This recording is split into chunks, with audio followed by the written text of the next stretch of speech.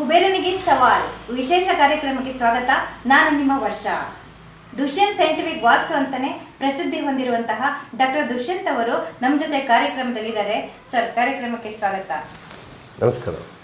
ಈ ಕಾರ್ಯಕ್ರಮದ ಹೆಸರೇ ಕುಬೇರನಿಗೆ ಸವಾಲ್. ದುಷ್ಯಂತ್, ಸವಾಲ್ ಹಾಕ್ತಿದ್ದೀರಾ ಕುಬೇರನ್ಗೆ? ಕುಬೇರನಿಗೆ ಸವಾಲ್ ಸ್ಪಷ್ಟವಾಗಿ ಹೇಳ್ತಿರೋದು, ನೀವು ಅನ್ಕೊಂಡಿರುವಂಥ ಪರಿಕಲ್ಪನೆಯ ಕುಬೇರನಿಗೆ ಸವಾಲ್ ಹೊರತು ಕುಬೇರ ಸಾಕ್ಷಾತ್ ಉತ್ತರ ದಿಕ್ಕಿನಲ್ಲಿ ಸೋಮನ ಸ್ಥಾನದಲ್ಲಿ ಇರುವಂಥ ಕುಬೇರನಿಗಲ್ಲ. ಕುಬೇರ ಅನ್ನುವಂಥ ದಿಕ್ಕು ನೀವು ಹೇಳದೇ ಸ್ಪಷ್ಟ ಆದರೆ ನಿಮ್ಮ ಮನೆಯಲ್ಲಿ ಒಡವೆ ಸಾಲದ ಕಾರ್ಡು ಯಾಕೆ ಅಲ್ಲಿದೆ? ಅದು ನಿಮ್ಮ ಪ್ರಶ್ನೆಗೆ ಉತ್ತರ. ಕುಬೇರನ ಪರವಾಗಿ ನೀವಿದ್ದು ಕುಬೇರ ನಿಮ್ಮ ಜೊತೆ ಇದ್ದಾನಂದರೆ ನಿಮ್ಮ ಮನೆಯಲ್ಲಿ ಇರುವಂಥ ಒಡವೆ ಬ್ಯಾಂಕಲ್ಲಿ ಗಿರವಿ ಇಟ್ಟಿರೋದು ಅಥವಾ ಇನ್ನೊಂದು ಜಾಗದಲ್ಲಿ ಹಣಕಾಸಿನ ಸಂಸ್ಥೆಯಲ್ಲಿ ನೀವು ಅದನ್ನು ಗಿರವಿ ಇಟ್ಟಿದ್ದು, ಆ ಕಾರ್ಡು ಅಲ್ಲಿರುವುದರ ಮಟ್ಟಿಗೆ ಇದರ ವಿಜ್ಞಾನ ಕ್ರಮ ಹೇಗೆ ಅಂತ ಹೇಳಿ, ಇದಕ್ಕೆ ನಾನು ಸವಾಲ್ ಅಂತ ಹೇಳ್ತೇನೆ. ನಿಮ್ಮ ಕುಬೇರನಿಗೆ ನನ್ನ ಸವಾಲ್. ಕುಬೇರನಿಗೆ ಸವಾಲಲ್ಲ, ನಿಮ್ಮ ಕುಬೇರನ ಮೂಲೆ ಅಂತ ಪರಿಕಲ್ಪನೆ ಇಟ್ಟುಕೊಂಡು ನೀವೇ ಸಮಾಧಾನ ಮಾಡಿಕೊಂಡಿರುವಂಥ ಜಾಗದಲ್ಲಿ ಹಣ ಇಡೋದಿಲ್ಲ, ಬದಲಿಗೆ ಸಾಲದ ಪಾವತಿ ಮಾಡುವಂಥ ಕಾರ್ಡ್ ಇರುತ್ತೆ. ವರ್ಷಕ್ಕೊಮ್ಮೆ ನೀವು ಅದನ್ನು ರಿನ್ಯೂವಲ್ ಮಾಡೋಕ್ಕೆ ಇಟ್ಕೊಂಡಿದ್ದೀರಾ. ಆ ಕುಬೇರ ಸ್ಥಾನದಲ್ಲಿ ಅನ್ಕೊಂಡಿರುವಂಥ ಜಾಗದಲ್ಲಿ ನೀವು ಸಾಲದ ಕಾರ್ಡ್ ಇಟ್ಟಿದ್ದೀರಾ ಅನ್ನೋದೇ ಸವಾಲ್. ಇದನ್ನು ಸವಾಲ್ ಆಗ್ತಿದ್ರೆ ಹೊರತು ಕುಬೇರನಿಗೆ ಸವಾಲ್ ನಾನು ಆಗ್ತಿಲ್ಲ. ದುಷ್ಯಂತ, ಈಗಾಗಲೇ ವೀಕ್ಷಕರಿಗೆ ಕುಬೇರ ಮೂಲೆ ಅಂದರೆ ಯಾವುದು, ಕುಬೇರನ ಸ್ಥಾನ ಯಾವುದು, ಇದ್ರ ಬಗ್ಗೆ ಎಲ್ಲ ಸುಮಾರು ಗೊಂದಲಗಳಿದೆ. ಇದ್ರ ಬಗ್ಗೆ ನೀವು ಏನು ಹೇಳ್ತೀರಾ? ಅದು ಒಂದೇ ಒಂದು ನಿಮಿಷದಲ್ಲಿ ಹೇಳಲಿಕ್ಕಾಗಲ್ಲ. ಸಾಕಷ್ಟು ಗಂಭೀರವಾದಂಥ ವಿಚಾರಗಳಿರೋದ್ರಿಂದ ಅದ್ರ ಬಗ್ಗೆ ಹಂತ ಹಂತವಾಗಿ ಹೇಳ್ತೀನಿ. ಕೇಳುವಂಥ ತಾಳ್ಮೆ ಇದ್ದರೆ ಹೇಳ್ಕೊಡ್ತೇನೆ. ಮೊದಲಿಗೆ ಕುಬೇರ ಮೂಲೆ ಅಂತ ಕರಿಬೇಡಿ, ಕುಬೇರನಿಗೆ ದಿಕ್ಕೆಂದು ಚರ್ಚೆ ಮಾಡೋಣ. ಕೇಳ್ಕೊಳ್ತಾ ಹೋಗಿ ಹೇಳ್ತಾ ಹೋಗ್ತೀನಿ ನಾನು. ಮನೆಯಲ್ಲಿ ಹಣ ಇಡೋದು ಎಲ್ಲಿ? ಮನೆಯಲ್ಲಿ ಹಣ ಇಡೋದೆಲ್ಲಿ? ಓಕೆ, ಹಣನ ನೀವು ಎಲ್ಲಿಡ್ತಾ ಇದ್ದೀರಾ? ನಿಮ್ಮ ಪ್ರಕಾರ ಕುಬೇರ ಮೂಲೆ ಯಾವುದು? ಸಾಮಾನ್ಯವಾಗಿ ಜನರೆಲ್ಲ ಅನ್ಕೊಂಡಿರೋದು ನೈಋತ್ಯ ಮೂಲೆನ ಕುಬೇರ ಮೂಲೆ. ನೈಋತ್ಯ ಮೂಲೆನ ಕುಬೇರ ಮೂಲೆ ಅಂತ. ಇಲ್ಲೇ ಪ್ರಶ್ನೆಯಲ್ಲಿ ದ್ವಂದ್ವತೆ ಅನ್ನೋದಿದೆ. ನೈಋತ್ಯ ಮೂಲೆನ ಕುಬೇರ ಮೂಲೆ ಅಂತ ಕರೀತಾರಂತೆ. ಹಾಗಿದ್ರೆ ಕುಬೇರ ಮೂಲೆ ಅಂತಲೇ ನೈಋತ್ಯನ ಯಾಕೆ ಕರಿಬಾರ್ದು ಅನ್ನೋದು ಕನ್ಫ್ಯೂಷನ್ನ ಕ್ಲಿಯರ್ ಮಾಡ್ತೀನಿ. ನೈಋತ್ಯ ಭಾಗ ಅಂದರೆ ಭೂಮಿ ಸ್ಥಾನ ಅಂತ ಕರಿತೇವೆ ನಾವು. ಭೂಮಿ ಸ್ಥಾನದಲ್ಲಿ ನೀವು ಅಲ್ಲಿ ಹಣನ ಹೇಗೆ ಇಡ್ತೀರಾ, ಅದನ್ನು ಕುಬೇರ ಅಂತ ಕರೆಯೋದೇ ಮೂಲತಃ ತಪ್ಪು.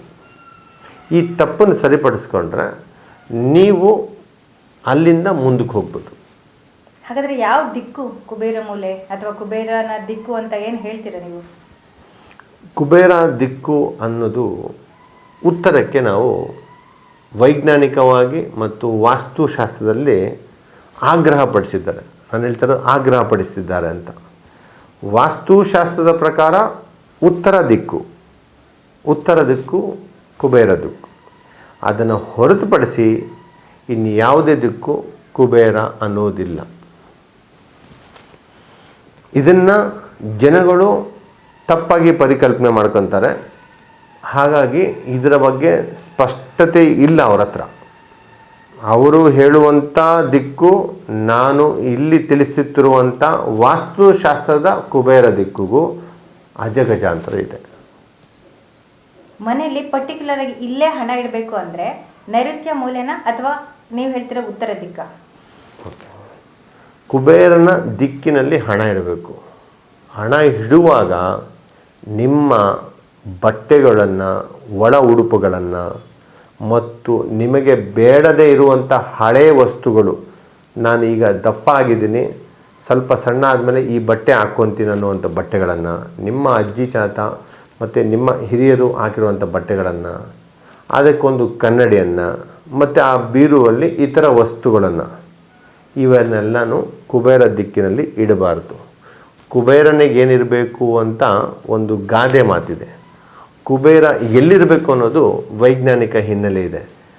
ಈ ವೈಜ್ಞಾನಿಕ ಹಿನ್ನೆಲೆಯಲ್ಲಿ ಕುಬೇರನಿಗೆ ಅವನ ವಸ್ತುಗಳು ಏನು?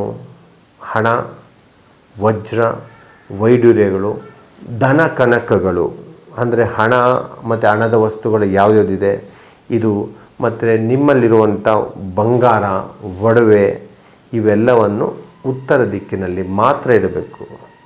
ಜನ ಅಲ್ಮೆರ ತೊಗೊಂಡೋಗಿ ಇಡ್ತೀನಿ ಅಂತಾರೆ.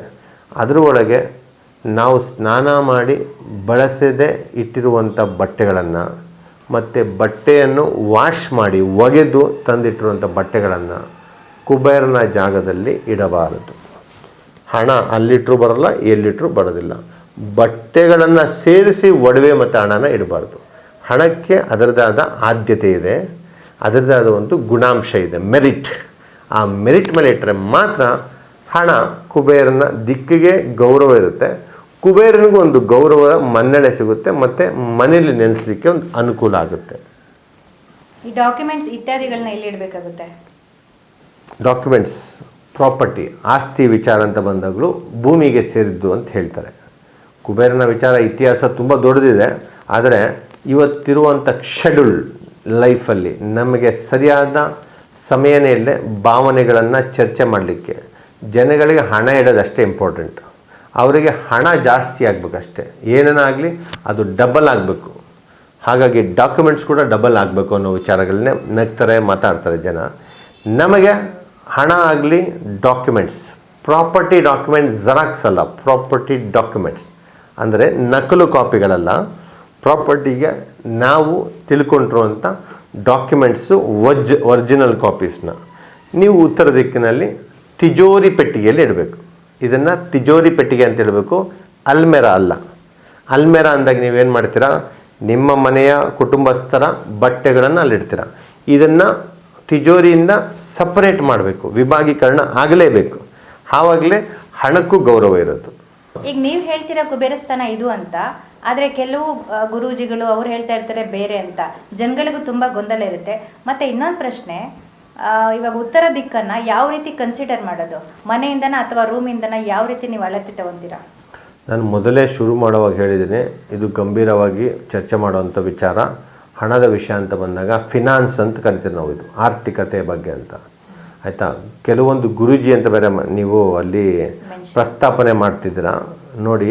ನಾನು ಹೇಳ್ತಿರುವಂಥ ಕುಬೇರ ಮೂಲೆ ಅಂತ ಅಲ್ಲ, ವಾಸ್ತುಶಾಸ್ತ್ರದಲ್ಲಿ ಯಾವುದು ಕುಬೇರ ಮೂಲೆ ಅಂತ ಹೇಳ್ತಾರೆ, ಕುಬೇರ ದಿಕ್ಕಿಗೆ, ಅದರಲ್ಲಿ ನೀವು ದುಡ್ಡಿಡಬೇಕು. ಅದಾದರೆ ಯಾವ ರೀತಿ ಕನ್ಸಿಡರ್ ಮಾಡೋದು? ಮನೆ ಅಳತೆ ವಿಚಾರ ಮಾತಾಡಬೇಕು. ಮನೆಗೆ ಚೌಕಾಕಾರ ಮತ್ತು ಆಯತಕಾರ ಅನ್ನೋ ಒಂದು ಆಯದ ಲೆಕ್ಕದಲ್ಲಿ ಮಾಡ್ತಾರೆ. ಮತ್ತು ಆಯ ಅಂದಾಗ ಮತ್ತೆ ನೀವು ಡಿವೈಟ್ ಆಗಬಾರ್ದು. ಆಯ ಅನ್ನೋದನ್ನು ನಂಬಿಸ್ಕೊಳೋದಕ್ಕೆ ಮಾತ್ರ ಇದೆ. ನಿಮಗೆ ಒಂದು ರೆಕ್ಟ್ಯಾಂಗಲ್ ಅಥವಾ ಸ್ಕ್ವೇರ್, ಚೌಕ ಅಂದರೆ ಸ್ಕ್ವೇರ್ ಬರುತ್ತೆ, ರೆಕ್ಟ್ಯಾಂಗಲ್ ಅಂದರೆ ಆಯತಕಾರ ಅಂತ ಬರುತ್ತೆ. ಈ ಆಯತಕಾರನ ಉದ್ದ ಮತ್ತು ಅಳತೆನ ತಗೊಂಡಾಗ, ಆ ಅಳತೆನ ಮಾರ್ಕ್ ಮಾಡಿದಾಗ ನಮಗೆ ಸಿಗುವಂಥ ಅಷ್ಟ ದಿಕ್ಕುಗಳು, ಮನೆಗೆ ಅಷ್ಟ ದಿಕ್ಕುಗಳು ಬರ್ತವೆ. 4 ದಿಕ್ಕುಗಳಲ್ಲಿ ನಿಮಗೆ NESS ನ್ಯೂಸ್ ಅಂದಂಗೆ ನಾರ್ತ್, ಈಸ್ಟ್, ವೆಸ್ಟ್, ಸೌತನ್ನು ಕನ್ನಡದಲ್ಲೂ ಹೇಳ್ತೀನಿ. ನಾರ್ತ್ ಅಂದರೆ ಉತ್ತರ, ಈಸ್ಟ್ ಅಂದರೆ ಪೂರ್ವ, ಆಯಿತಾ, ವೆಸ್ಟ್ ಅಂದರೆ ಪಶ್ಚಿಮ, ಸೌತ್ ಅಂದರೆ ದಕ್ಷಿಣ. ಈ ಪ್ರತಿಯೊಂದು ಸೇರುವಂಥ ದಿಕ್ಕುಗಳಲ್ಲಿ ಮಧ್ಯ ಭಾಗದಲ್ಲಿ 4 ಕೋಣಗಳು, ಮೂಲೆಗಳು ಸಿಗ್ತವೆ. ಆ ಮೂಲೆಗಳೇ ವಾಯುವ್ಯ, ಆಗ್ನೇಯ, ಈಶಾನ್ಯ, ನೈಋತ್ಯ. ಇದನ್ನು ನೀವು ಸೆಗ್ರಿಗೇಟ್ ಮಾಡಬೇಕು. ನೀವೊಂದು ಗ್ರಾಫ್ ಚಾರ್ಟ್ ಬರಿಬೇಕು ಮನೆಯಲ್ಲಿ. ಸುಮ್ಮನೆ ಹೆಂಗೆ ಅಂತ ದುಷ್ಯಂತಿಗೆ ಫೋನ್ ಮಾಡಬಾರ್ದು, ಪೇಪರ್ ಮೇಲೆ ಬರಿಬೇಕು. ಮನೆಯಲ್ಲಿ ಅಣ್ಣ ತಮ್ಮಂದಿರ್ತಾರೆ, ಅಕ್ಕ ತಂಗಿರಿರ್ತಾರೆ, ಸ್ನೇಹಿತರಿರ್ತಾರೆ, ಗಾರೆ ಕೆಲಸದವ್ರು ಕೆಲಸ ಮಾಡೋವಂಥವ್ರು ಇರ್ತಾರೆ. ಉತ್ತರ ದಿಕ್ಕು ಯಾವುದು ಗೊತ್ತಿಲ್ಲ ಅಂದರೆ ಸೂರ್ಯನ ಕಡೆ ಮುಖ ಮಾಡಿ ನಿಂತ್ಕೊಳ್ಳಿ. ಮನೇಲಿರುತ್ತೆ, ಗೂಗಲಲ್ಲಿರುತ್ತೆ, ಕಾಮನ್ ಸೆನ್ಸ್ ಇರುತ್ತೆ. ನೀವು ದಿಕ್ಕುಗಳನ್ನ ಡಿಕ್ಟೇಟ್ ಮಾಡಿ, ನಂತರ ನೀವು ನನಗೆ 60% ಕೆಲಸ ಮುಗ್ದಂಗೆ ಆಗುತ್ತೆ. ಅದರಲ್ಲಿ ಉತ್ತರ ದಿಕ್ಕು ಮಾರ್ಕ್ ಮಾಡಿ. ಆ ಉತ್ತರ ದಿಕ್ಕು ಮಾರ್ಕ್ ಮಾಡಿದ್ರೆ ಆ ಉತ್ತರ ದಿಕ್ಕಿನಲ್ಲಿ ನೀವು ವ್ಯವಸ್ಥೆ ಮಾಡ್ಕೋಬೇಕು. ಆಗ ಅದನ್ನು ಉತ್ತರ ದಿಕ್ಕನ್ನು ನಾವು ಸೋಮ ಅಂತ ಕರಿತೇವೆ. ಅವನ ಒಂದು ಸಂತೋಷದ ಕೂಟದ ಹೆಸರುಗಳನ್ನೇ ಕುಬೇರ ಅಂತ ಕರೆಸಿ, ಕುಬೇರನಿಗೆ ದಿಕ್ಕಂತ ಕೂರಿಸಿ ಅಲ್ಲಿ ನಾವು ಅವನನ್ನು ಪ್ರತಿಷ್ಠಾಪನೆ ಮಾಡಬೇಕಾಗುತ್ತೆ. ಹಣ ಇದ್ದರೆ 90% ಮನುಷ್ಯನಿಗೆ ಸಮಸ್ಯೆ ದೂರ ಆಗುತ್ತೆ. ನೀವು ಹೇಳಿದ ಈ ದಿಕ್ಕಿನಲ್ಲಿ ಹಣವನ್ನು ಇಟ್ಟರೆ ಎಲ್ಲ ರೀತಿಯ ಸಮಸ್ಯೆಗಳು ಬಗೆಹರುತ್ತೆ ಅಂತೀರಾ, ಅಥವಾ ನಿಮ್ಮನ್ನು ನಂಬೋದಾದರೂ ಹೇಗೆ ದುಷ್ಯಂತ್? ಯಾಕೆ ನಿಮ್ಮ ಹತ್ರ ದುಡ್ಡು, ಒಡವೆ, ನಿಮಗೆ ಬೇಕಾಗಿರೋಂಥ ಗಿರಿವಿ ಅಂಗಡಿಗೆ ಹೋಗುತ್ತೆ ಅಂತ ನೀವು ಪ್ರಶ್ನೆ ಮಾಡ್ಕೊಳ್ಳಿ.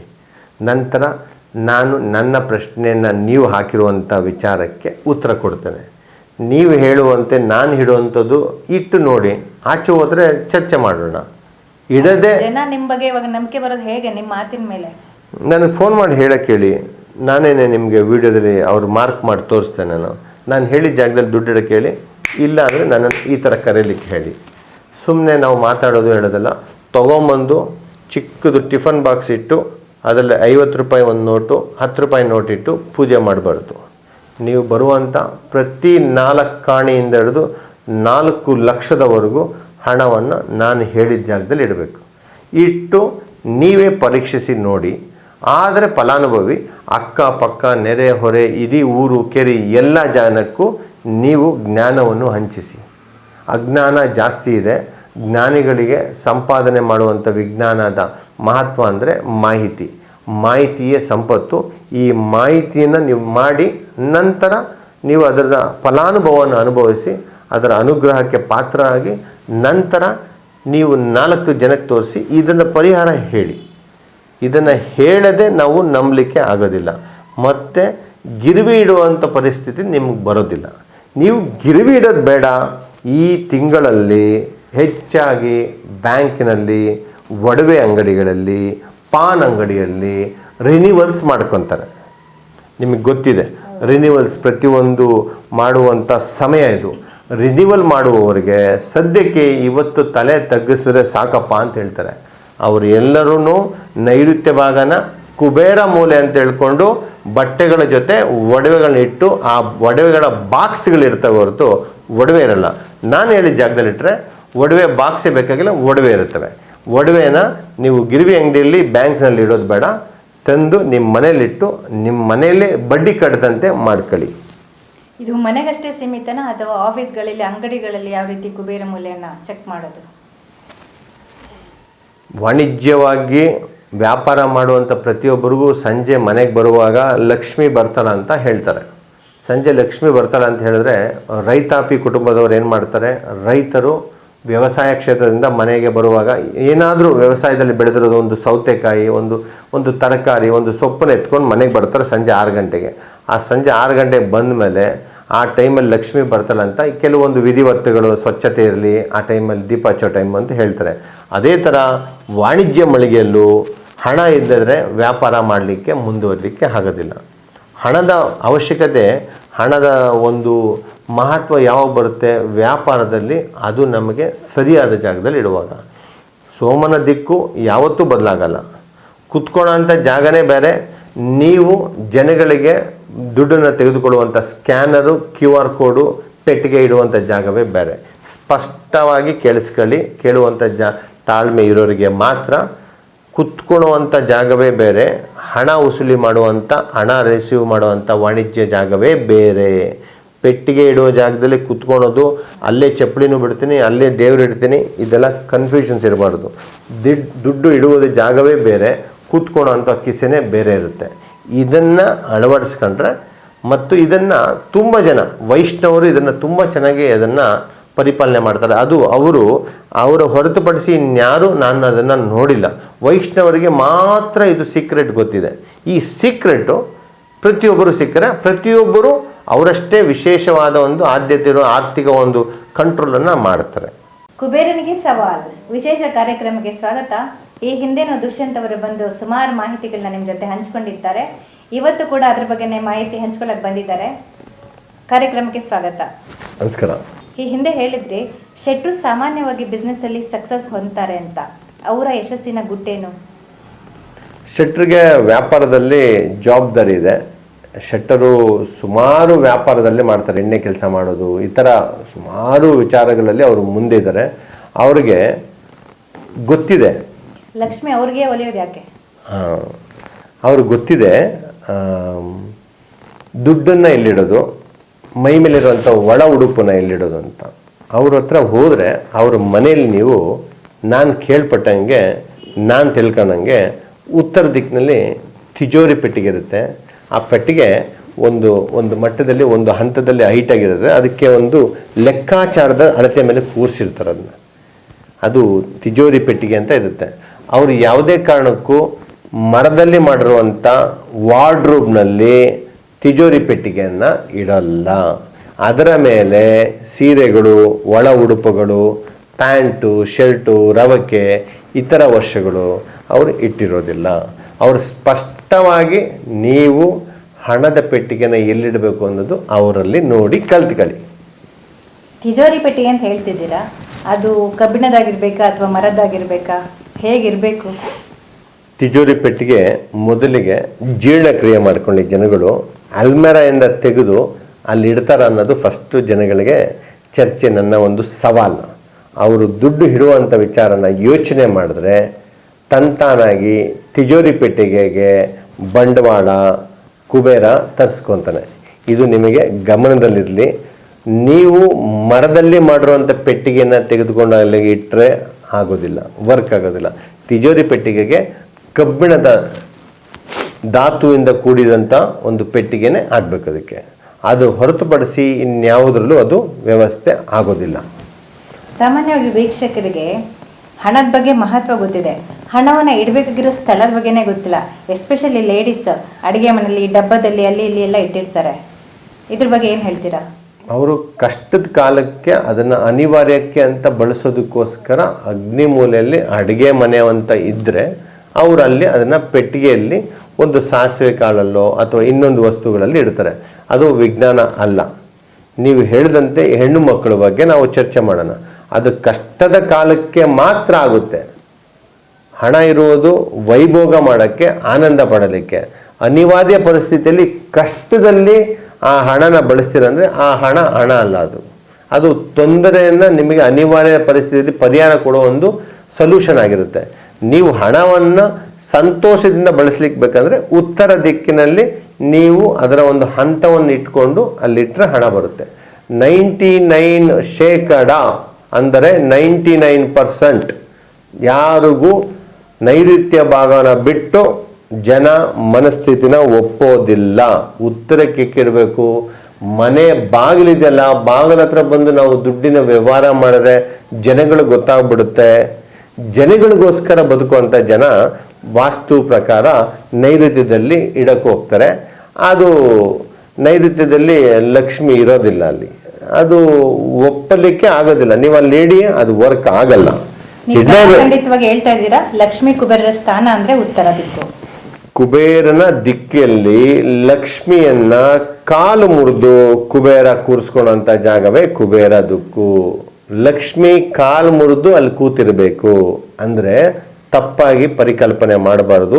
ಲಕ್ಷ್ಮಿ ಮನೆಯಿಂದ ಆಚೆ ಹೋಗ್ಬಾರ್ದು ಅನ್ನೋ ಉದ್ದೇಶದಲ್ಲೇ ಜನಗಳಿಗೆ ಮಾಹಿತಿನ ಆ ಒಂದು ಗಾದೆ ರೂಪದಲ್ಲಿ ಬಿಂಬಿಸುವಂತ ಕಾರ್ಯ ನಡ್ಕೊಂಡ್ಬಂದಿರೋದು ನಮ್ಮ ತಲತಲಾಂತರದಿಂದ ನಮ್ಮ ಹಿರಿಯರು ಹೇಳಿದ್ದಾರೆ.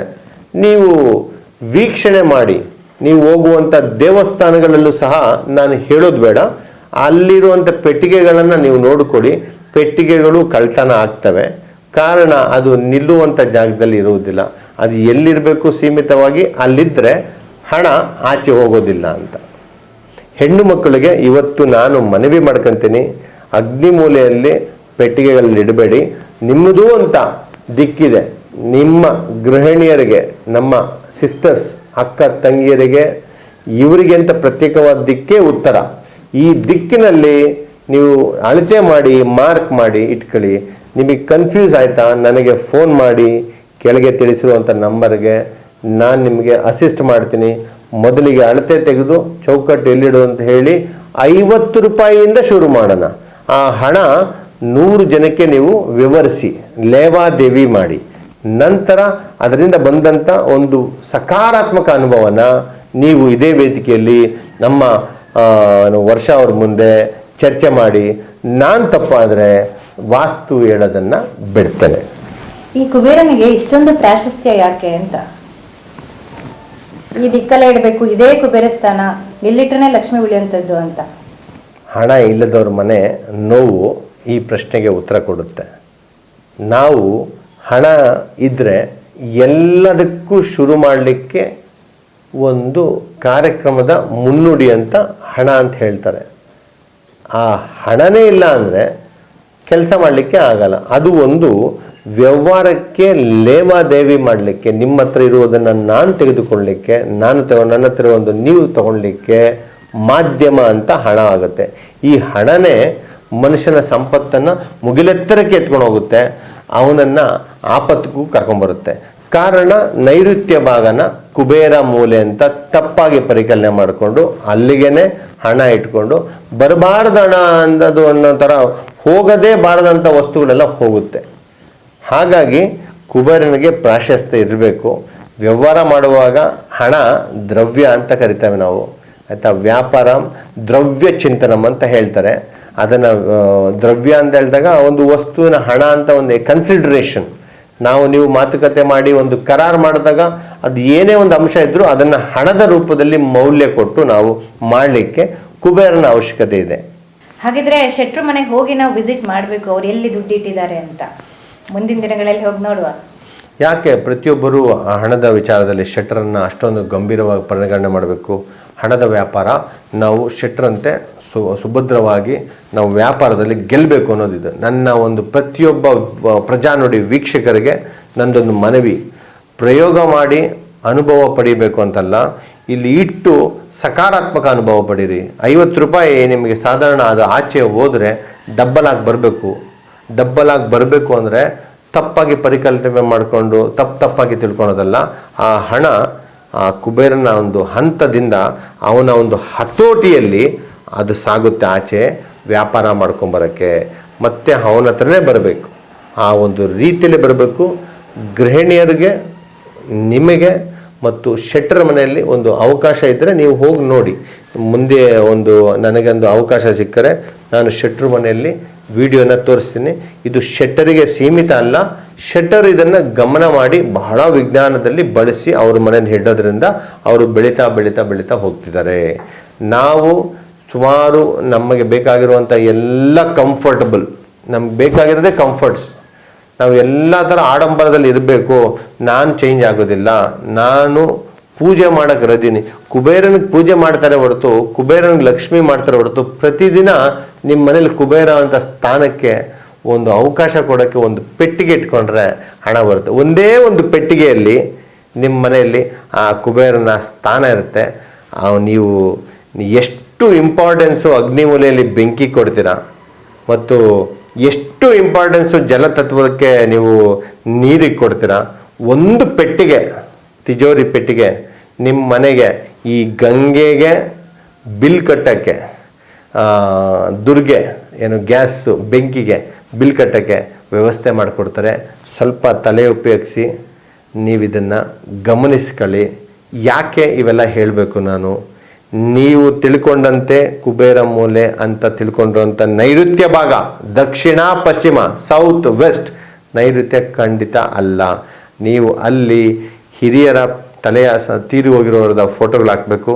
ನಿಮ್ಮ ಒಳ ಉಡುಪುಗಳನ್ನು ಇಟ್ಕೊಬೇಕು, ಒಳ ಉಡುಪು ವಸ್ತ್ರಗಳನ್ನು ಮತ್ತು ನಿಮ್ಮ ಎಲ್ಲ ವಿಚಾರಗಳನ್ನ, ಹಣ ದನ ಕನಕಗಳನ್ನು ಹೊರತುಪಡಿಸಿ ಉಳಿದ ವಸ್ತುಗಳನ್ನು ನಿಮ್ಮ ಅಲ್ಮೇರದಲ್ಲಿ ಇಟ್ಕೊಳ್ಳಿ. ಆ ಅಲ್ಮೇರೆಗೆ ಕನ್ನಡಿ ಇರಬಾರ್ದು. ಹೆಣ್ಮಕ್ಳೇ ನೀವು ಕೇಳಿಸ್ಕೊಳ್ಳಿ, ಗೃಹಿಣಿಯರೇ, ನನ್ನ ಅಕ್ಕ ತಂಗಿಯರೇ, ನೀವು ದಯವಿಟ್ಟು ತಿಳಿಸ್ಕೊಳ್ಳಿ. ಉತ್ತರ ದಿಕ್ಕಿನಲ್ಲಿ ಚಿಕ್ಕ ಪೆಟ್ಟಿಗೆಯಲ್ಲೂ ಸಹ 10 ಲಕ್ಷ ರೂಪಾಯಿಯನ್ನು ನೀವು ಇಡ್ಬೋದು. ಅದೇ 10 ಲಕ್ಷ ರೂಪಾಯಿ ಹೆಚ್ಚಾದಾಗ ನೆನಪು ಮಾಡಿಕೊಂಡು ಅವನಿಗೆ ಅಂತ ಇನ್ನೂ ದೊಡ್ಡ ಪೆಟ್ಟಿಗೆ ಇಡ್ಬೋದು. ಅಭಿವೃದ್ಧಿ ಪ್ರತಿಯೊಬ್ಬರ ಒಂದು ಸಂಕೇತವಾಗಬೇಕು. ಕುಬೇರನಿಗೆ ಗೌರವಿಸಿ, ಅವನನ್ನು ಮನೇಲಿಡಿ, ಅವನನ್ನಿಟ್ಟು ಕ್ರಾಂತಿ ಮಾಡಿ, ಕ್ರಾಂತಿಯಲ್ಲಿ ಶಾಂತಿ ಸಂಕೇತ ಬರಲಿ, ಆ ಹಣ ನಿಮ್ಮ ಮನೇಲಿರಲಿ ಅನ್ನೋದೇ ನನ್ನ ಉದ್ದೇಶ. ಇನ್ನೂ ಇದರ ಬಗ್ಗೆ ಗಂಭೀರವಾಗಿ ಚರ್ಚೆ ಮಾಡಲೇಬೇಕಾಗುತ್ತೆ. ಇನ್ನು ಹೇಳ್ತಾ ಹೋಗ್ತೀನಿ. ಗೃಹಿಣಿಯರಿಗೆ ಕಿವಿ ಮಾತು, ಅಡುಗೆ ಮನೆಯಲ್ಲಿ ದಯವಿಟ್ಟು ದುಡ್ಡನ್ನು ಇಡಬೇಡಿ. ಒಂದು ಪೆಟ್ಟಿಗೆಯನ್ನು ತೆಗೆದುಕೊಂಡು ಅಲ್ಲಿಡಿ. ನೀವು ಹಾಕಿರೋ ದುಡ್ಡು ನನ್ನ ಪ್ರಕಾರ ಲಾಸೇ ಆಗಲ್ಲ. ಬಂಡವಾಳ ಕುಬೇರಂಗೆ ಹಾಕಿದ್ಮೇಲೆ ಅವನ ಆಚೆ ನಿಮ್ಮ ದುಡ್ಡನ್ನು ಆಚೆ ಕಳಿಸಲ್ಲ. ಹಾಗಾಗಿ ದಯವಿಟ್ಟು ಕುಬೇರನಿಗೆ ಜಾಗ ಅವಕಾಶ ಕೊಡಿ. ಗಂಗೆಗೆ ಅವಕಾಶ ಕೊಡ್ತೀರಾ, ದುರ್ಗೆಗೆ ಅವಕಾಶ ಕೊಡ್ತೀರಾ, ಕುಬೇರನಿರುವಂಥ ಜಾಗದಲ್ಲಿ ಲಕ್ಷ್ಮಿಗೆ ಅವಕಾಶ ಕೊಡಿ ದಯವಿಟ್ಟು. ಇದನ್ನು ಹೇಳ್ತಾ ಇರ್ತೀನಿ. ನಾನು ನನ್ನ ದುಷ್ಯಂತ್ ಸೈಂಟಿಫಿಕ್ ವಾಸ್ತುವಿನಲ್ಲಿ ಇದರ ವಿಚಾರ ಚರ್ಚೆ ಮಾಡ್ತಾನೆ ಇದ್ದೀನಿ. ಅಧ್ಯಯನ ಮಾಡಿ ವಿಜ್ಞಾನದ ಮೊರೆ ಹೋಗಿ ನೀವು ಸಂಪತ್ತನ್ನು ನೀವು ಗಳಿಸ್ಕೊಳ್ಳಿ. ನೆಮ್ಮದಿ ಶಾಂತಿ ನಿಮ್ಮದಾಗಲಿ. ವೀಕ್ಷಕರಿಗೆ ಈಗಾಗಲೇ ಡೌಟ್ಸ್ ಬಂದಿರುತ್ತೆ, ನಾವು ಎಲ್ಲಿಡಬೇಕು, ಅಥವಾ ಅವ್ರಿಗೆ ಖುಷಿನೂ ಆಗಿರುತ್ತೆ ಲಕ್ಷ್ಮಿ ಇಡೋ ಸ್ಥಾನ ಫೈನಲಿ ಯಾರೊಬ್ರು ಹೇಳ್ತಿದ್ದಾರೆ ಅಂತ. ಆದರೂ ಡೌಟ್ ಇರುತ್ತೆ, ದುಷ್ಯಂತೆ ಬಂದು ಏನಾದರೂ ಜಾಗವನ್ನು ತೋರಿಸ್ಕೊಡ್ತಾರ ಅಂತ. ನೀವೇನು ಹೇಳ್ತೀರಾ? ನೀವು ಫಸ್ಟು ವಾಸ್ತುಶಾಸ್ತ್ರದ ಪ್ರಕಾರ ಕುಬೇರನ್ನ ಒಪ್ಕೊತೀನಿ ಅಂತ ಹೇಳಿದ್ರೆ ನಾನು ಬಂದು ತೋರಿಸ್ಕೊಡ್ತೀನಿ. ಅದು ನೀವೇ ಮನಸ್ಸಲ್ಲಿ ಅದನ್ನು ಫಿಕ್ಸ್ ಆಗಬೇಕು. ನೀವು ಪೆಟ್ಟಿಗೆ ಇಡೋ ಬದಲು ಚಿಕ್ಕ ಡಬ್ಬದಲ್ಲಿಟ್ಟು ಪೂಜೆ ಮಾಡ್ತಿದ್ದೀನಿ, ನಾನು ನಿಮಗೋಸ್ಕರ ಅಲ್ಲಿ ಇಟ್ಟಿದ್ದೀನಿ ಅಂದರೆ ವರ್ಕ್ ಆಗಲ್ಲ. ನೀವು ಅಲ್ಲಿಂದ ಲೇವಾದೇವಿ ಮಾಡ್ತೀನಿ ಅಂತ ಹೇಳಿದ್ರೆ ಮನೆಯಲ್ಲಿ ದುರ್ಗೆ ಸ್ಥಾನ ಸಪ್ರೇಟ್ ಇದೆ, ಆಯಿತಾ, ಶಾರದಾ ಸ್ಥಾನ ಸಪ್ರೇಟ್ ಇದೆ, ಲಕ್ಷ್ಮೀ ಸ್ಥಾನ ಸಪ್ರೇಟ್ ಇದೆ, ಅದೇ ರೀತಿ ಗಂಗೆ ಸ್ಥಾನ ಸಪ್ರೇಟ್ ಇದೆ. ಇವರೆಲ್ಲರೂ ಅವರ ಸ್ಥಾನದಲ್ಲಿ ಕುತ್ಕೊಳ್ಳೋ ಥರ ವ್ಯವಸ್ಥೆ ಮಾಡಿದ್ರೆ ಮಾತ್ರ ನಾನು ಬಂದು ನಿಮ್ಮ ಮನೆ ಕೂತ್ಕೊಂಡು ಹಣದ ಪೆಟ್ಟಿಗೆನ ಇಟ್ಟು ಕೊಟ್ಟು ಬರ್ತೀನಿ. ಈಗ ಒಂದು ಕಂಪನಿ ಅಥವಾ ಶಾಲೆಗಳಲ್ಲಿ ಪ್ರಿನ್ಸಿಪಲ್ ಇದ್ದಾಗ ಕಚೇರಿಗಳಲ್ಲಿ ಇರ್ತಾರಲ್ಲ, ಹೆಡ್ ಮತ್ತು ಜೂನಿಯರ್ಸ್, ಆ ರೀತಿ ಒಂದೊಂದು ಸ್ಥಾನ ಪಲ್ಲಟನ ಮಾಡ್ತೀರಾ? ಹೌದು ಹೌದು, ಸಿಸ್ಟಮ್ಯಾಟಿಕ್ ಆಗಿ ಇರಬೇಕಲ್ಲ. ವೈಜ್ಞಾನ ಅಂದರೆ ಕ್ರಮ ಅಲ್ವಾ? ಕ್ರಮ ಅನ್ನೋದ ವಿಷಯಕ್ಕೇ ವೈಜ್ಞಾನಿಕ ವಾಸ್ತು ಅಂತ ಹೇಳ್ತಿರೋದು. ಇಲ್ಲಿ ವಾಸ್ತುಶಾಸ್ತ್ರ ಅಂತ ಹೇಳಿದಾಗ ದರ್ಪಣ ನಿಮಗೆ ಕನ್ನಡಿ ಥರ ಕಾಣುತ್ತೆ. ಏನೇ ಕೆಲಸ ಮಾಡಿದ್ರು ಅದು ನಿಮಗೆ ಪ್ರತಿಬಿಂಬದಲ್ಲಿ ರಿಸಲ್ಟ್ಸ್ ಕೊಡಬೇಕು. ಆ ರಿಸಲ್ಟ್ಸ್ ಕೊಡೋ ಉದ್ದೇಶದಲ್ಲೇ ಹಣದ ಪೆಟ್ಟಿಗೆ ನಾನು ಹೇಳುವ ಜಾಗದಲ್ಲಿ ಇಡಿ. ನೀವು ಅದನ್ನು ಕ್ರಮವಾಗಿ ಇಡಿ. ಅಡುಗೆ ಮನೆನ ಎಲ್ಲೋ ಇಟ್ಟಿದ್ದೀನಿ, ಫುಲ್ಲು ಸೌತು ವೆಸ್ಟ್ ಬಾಗಿಲೆಲ್ಲ ಇಟ್ಕೊಂಡ್ಬಿಟ್ಟಿದ್ದೀನಿ, ಆಯಿತಾ. ನಮ್ಮ ಮನೆಯಲ್ಲಿ ಕುಬೇರ್ ಮೂಲೆ ಜಾಗದಲ್ಲೇ ನಾನು ಬಾಲ್ಕನಿ ಮಾಡಿಕೊಂಡಿದ್ದೀನಿ. ಹಣ ಬರೋದಿಲ್ಲ, ಹಣ ಮನೆಯಲ್ಲೇ ಇರಲ್ಲ. ಕಾಯಿಲೆಗಳು ತಂದಿಟ್ಕೊಂಡಿರೋರು ಲಕ್ಷ್ಮಿನ ಕರ್ಸ್ಕೊಳಕ್ಕಾಗಲ್ಲ. ಲಕ್ಷ್ಮಿಯವರ ಸಿಸ್ಟರ್ ಬಂದು ಅಲ್ಲಿ ಕೂತಿರ್ತಾರೆ. ನಿಮಗೆ ಗೊತ್ತಾಗ್ತಿದೆ ಲಕ್ಷ್ಮಿಯವ್ರ ಸಿಸ್ಟರ್ ಅಂದರೆ ಲಕ್ಷ್ಮಿಯ ಒಂದು ಸಹೋದರಿ ಅಂತ. ಲಕ್ಷ್ಮಿ ಮತ್ತು ಇಲ್ಲಿ ಹೇಳಬಾರ್ದು ಅವ್ರ ಹೆಸರು, ಅವರೊಬ್ಬರು ಇಬ್ಬರು ಇರ್ತಾರೆ. ಅವರು ಬಂದು ನೆಲೆಸೋದಾದರೆ ಈ ಅಮ್ಮ ಅಲ್ಲಿರೋದಿಲ್ಲ. ಇದು ಒಂದು ಕನ್ಫ್ಯೂಷನ್ಸ್ ಇದೆ. ಲಕ್ಷ್ಮಿ ಅಥವಾ ಅವರ ಸಹೋದರಿ ಆದಂಥವರು ಅವರ ಗೈರು ಹಾಜರಲ್ಲಿ ಇವರು ಇರ್ತಾರೆ, ಇವರು ಗೈರು ಹಾಜರಲ್ಲಿ ಅವ್ರು ಇರ್ತಾರೆ. ಇಬ್ಬರು ಒಂದೇ ಜಾಗದಲ್ಲಿ ಇರೋದಿಲ್ಲ. ಲಕ್ಷ್ಮಿ ನೆಲೆಸ್ಬೇಕಂದ್ರೆ ನೀವು ಹೇಳ್ದಂತೆ ನಾನು ಬಂದು ಅವ್ರ ಮನೇಲಿ ಇಟ್ಕೊಳಕ್ಕೆ ರೆಡಿ ಇದ್ದೀನಿ. ಅವರು ಲಕ್ಷ್ಮಿ ಕುಬೇರನ ಒಂದು ದಿಕ್ಕಿನಲ್ಲಿ ಹೇಗೆ ನೆಲೆಸೋದು ಅಂತ ಅವ್ರು ಒಪ್ಕೊಳೋದಾದರೆ ಖಂಡಿತವಾಗಿ ನಾನು ಬಂದು ಅವ್ರ ಮನೇಲಿ ನಾನು ತೋರಿಸ್ಕೊಟ್ಟು ಹೋಗ್ತೀನಿ. ಈಗ ಅಂಗಡಿಗಳಲ್ಲೆಲ್ಲ ಬಾಗಿಲು ತೆಗೆದ ತಕ್ಷಣ ಕೂತ್ಕೊಳ್ಳೋಕ್ಕೆ ಚೇರ್ ಇಟ್ಟಿರ್ತಾರೆ, ಅದ್ರ ಹಿಂದೆನೆ ಅಥವಾ ಅಲ್ಲೇನೆ ದುಡ್ಡಿನ ಕ್ಯಾಶ್ ಬಾಕ್ಸ್ ಅಂತ ಇಟ್ಟಿರ್ತಾರೆ. ಇದು ಸರಿನಾ? ಪ್ರತಿಯೊಬ್ಬರಿಗೂ ವಿಶ್ವಾದ್ಯಂತ ಉತ್ತರ ದಿಕ್ಕು ಕುಬೇರನಿಗೆ ಅಂದರೆ ಕುಬೇರನಿಗೆ ಸೀಮಿತವಾದ ದಿಕ್ಕು. ಅದನ್ನು ಹೊರತುಪಡಿಸಿ ಅವರು ಯಾವ್ಯಾವುದೋ ಜಾಗದಲ್ಲಿ ಇಟ್ಕೊಂಡ್ರೆ ಅವರೇ ಆ ಒಂದು ಅಂಗಡಿಯ ಜವಾಬ್ದಾರರಾಗ್ತಾರೆ. ನೀವು ಜವಾಬ್ದಾರಿ ಆಗಲ್ಲ, ನಾನು ಜವಾಬ್ದಾರಿ ಆಗಲ್ಲ. ಮತ್ತು ಅವರಿಗೆ ಮಾಡಿಕೊಟ್ಟಿರುವಂಥ ಆಚಾರ್ಯರು ಅಂದರೆ ಬಡಿಗೆ ಕೆಲಸ ಮಾಡುವಂಥ ಕಾರ್ಪೆಂಟ್ರು ಕೂಡ ಜವಾಬ್ದಾರಿ ಆಗಲ್ಲ. ಕಾರ್ಪೆಂಟರು ವಿಶ್ವಕರ್ಮದವರಾಗಿದ್ದರೆ ಅವರು ಕರೆಕ್ಟಿಗೆ ಇವರಿಗೆ ನೋಡಿ ಅಣ್ಣ, ನೋಡಿ ಅಕ್ಕ, ನಿಮ್ಮ ಬಿಸ್ನೆಸ್ ವ್ಯಾಪಾರ ಚೆನ್ನಾಗಿರ್ಬೇಕಂದ್ರೆ ಉತ್ತರ ದಿಕ್ಕಿನಲ್ಲಿ ಇಟ್ಕೋಬೇಕು ಅಂತ ಅವ್ರು ಹೇಳ್ಕೊಡ್ತಾರೆ, ಜ್ಞಾನನ ಮಾಡಿಕೊಡ್ತಾರೆ. ಈ ಜ್ಞಾನನ ಹೇಳ್ಕೊಡೋದೇ ಒಂದು ಕಲೆ. ಅದನ್ನು ಅವ್ರಿಗೆ ಹೇಳ್ಕೊಟ್ಟಾಗ ಅವರು ವ್ಯಾಪಾರಕ್ಕೆ ಕೂತ್ಕೊಬೇಕಾದಂಥ ಒಂದು ಗದ್ದುಗೆ ಸರಿಯಾಗಿರುತ್ತೆ. ಗದ್ದುಗೆಯಲ್ಲಿ ಅವರ ಕಾಲ ಹತ್ರ ವ್ಯಾಪಾರಗಳ ಅವಕಾಶಗಳು ಬರಬೇಕು. ಹಣ ಲಕ್ಷ್ಮಿ ಅಥವಾ ಕುಬೇರನ ಒಂದು ದಿಕ್ಕಿನಲ್ಲಿ ಲಕ್ಷ್ಮಿ ಪಾತ್ರರಾಗಿ ಕೂತ್ಕೊಬೇಕು. ಹಾಗಿದ್ರೆ ವ್ಯಾಪಾರದವ್ರಿಗೂ ಬರ್ಕತ್ ಅಂತ ಹೇಳ್ತಾರೆ. ಇಲ್ಲ ಅಂತ ಹೇಳಿದ್ರೆ ವ್ಯಾಪಾರ ಮಾಡ್ತಾ ಮಾಡ್ತಾ ಮಾಡ್ತಾ ಅಂಗಡಿನ ಮಾರೋದು, ಇಲ್ಲ ಅಂದರೆ ಅಂಗಡಿನ ಬಾಗಿಲಾಕ್ಬಿಟ್ಟು ಇನ್ನೊಂದು ಕಡೆ ಕೆಲ್ಸಕ್ಕೆ ಹೋಗ್ತಾರೆ. ಹೇಳ್ತಾ ಇದ್ರಿ ಗಿರ್ವಿ ಇಟ್ಟಿದೆ ಮನೆಯಲ್ಲಿ ಅಂತ. ಸಾಲ ಪ್ರತಿಯೊಂದು ಮನೆಯಲ್ಲಿ ಇದ್ದೇ ಇರುತ್ತೆ, ಕಷ್ಟ ಸುಖ ಸಾಮಾನ್ಯ ಅಲ್ವಾ? ನಿಮ್ಮ ವಾಸ್ತು ವಿಚಾರದಲ್ಲಿ ಪರಿಹಾರ ಇದೆಯಾ? EMI ಕಾರ್ಡು, ಒಡವೆ ಕಾರ್ಡನ್ನು ನೀವು ಅಲ್ಲಿ ಇಟ್ಟು ಕುಬೇರ ಮೂಲೆನ ನೀವು ಅದನ್ನೇ ಒಪ್ಕೊಳೋದಾದರೆ ನೀವೇ ಪರಿಹಾರ ಹುಡುಕಬೇಕು. ನೀವು ಪರಿಹಾರ ಬೇಕು ಅಂದರೆ ವಾಸ್ತುವಿನ ವಿಜ್ಞಾನ ಕ್ರಮದ ಮೂಲಕ್ಕೆ ಅದಕ್ಕೆ ಮೊರೆ ಹೋದರೆ ಕೆಲಸ ಆಗುತ್ತೆ. ನೀವು ಪೆಟ್ಟಿಗೆನಲ್ಲಿ ಇಟ್ಟು ನೋಡಿ ಉತ್ತರ ದಿಕ್ಕಿನಲ್ಲಿ, ನಂತರ ಇದೇ ಪರಿಸ್ಥಿತಿ ಇತ್ತು ಅಂದರೆ ನೀವು ಪರಿಹಾರನ ನೀವೇ ಕೊಡಿರ. ಒಂದು ವೇಳೆ ವಿಜ್ಞಾನದ ಕ್ರಮದಲ್ಲಿ ಪೆಟ್ಟಿಗೆ ಇಟ್ಟಿರುವಂಥ ಜಾಗದಿಂದ ನಿಮಗೆ ಸುಲಭ ಪರಿಹಾರ ಸಿಕ್ಕಿ ನಿಮಗೆ ಆ ಅನುಭವ ಸಕಾರಾತ್ಮಕವಾದಾಗ ನೀವು ಇದೇ ವೇದಿಕೆಯಲ್ಲಿ ಹೌದು ದುಷ್ಯಂತ್ ಹೇಳಿದ ನಿಜ ಅಂತ ಹೇಳ್ಬೋದು, ಇಲ್ಲ ಅಂದರೆ ನನ್ನನ್ನು ಸುಳ್ಳಂತ ಸಾಬೀತು ಮಾಡ್ಬೋದು. ಕಮೆಂಟ್ ಮುಖಾಂತರ ಮಾಡಿ, ಮತ್ತೆ ನಿಮ್ಮ ಮನೆಯಲ್ಲಿ ಆ ಪೆಟ್ಟಿಗೆ ಇಟ್ಟಿದ್ರೆ ಅಂತ ನೋಡಿ. ಪ್ರತಿಯೊಂದು ಲೆಕ್ಕಾಚಾರನೂ ಸಹ ನಾವು ಕುಬೇರನ ಒಂದು ಸಾಲ ಪಾವತಿ ಮಾಡುವಂಥ ರೀತಿಯಲ್ಲಿ ಇರಬೇಕು ಹೊರತು ಕುಬೇರನಿಗೆ ನಾವು ಸಾಲದ ಕ್ರಮದಲ್ಲಿ ಸಾಲ ಮಾಡಿಕೊಂಡು ಸಿಕ್ಕಾಕೊಳ್ಳೋಂಥ ಪರಿಸ್ಥಿತಿ ಮಾಡ್ಕೊಬಾರ್ದು.